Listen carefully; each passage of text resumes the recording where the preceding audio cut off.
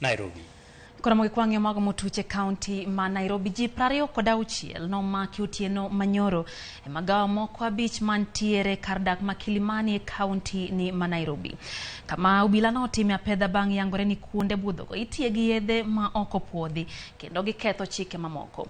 Apedha no be noriwo apisas mag nema kaka Wycliffe oko leronwa. Yuarruok ne oneno e kind obila kod weg kar budho ma Oyster Bay e kar dak ma Kilimani county ma Nairobi otieno manyoro. Obila kanyakla kod apisas mag nema nyo timo apedha e magawano mayudore gi ngapaya ma Kilungu. Ma bang jodak ma kanyo golo ywak ka giwacho ni kokono kod uso mag yedhe mamero ji mayo gi kwe. We are having a problem with the loud music and parking. People park cars on the road. For me to drive on Kilungu Road, it took me 1.5 hours to reach my house on the corner.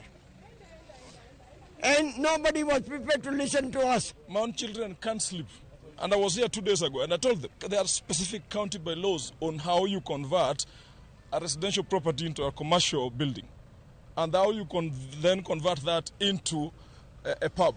You don't just create pubs from zero.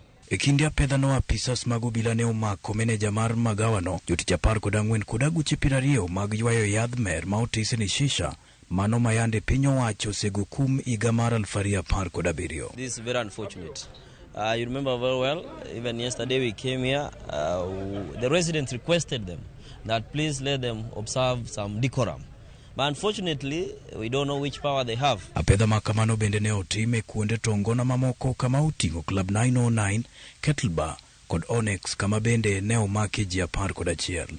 Achijego ne otere tesendo bila ma Central Police Station kagirito chopo e nyim doho chieng' wuok tich. MCA ma Kileleshwa Robert Alai okwayo director ma ochung' ne chiwo lesen e county ma Nairobi mondo ogo peksen kuonde to ngona e kar dak ma Kileleshwa ma owacho ni chido lwasi gi koko nyayo tiyo kod yedhe mamero ji e kind timbe mamoko mag maundu.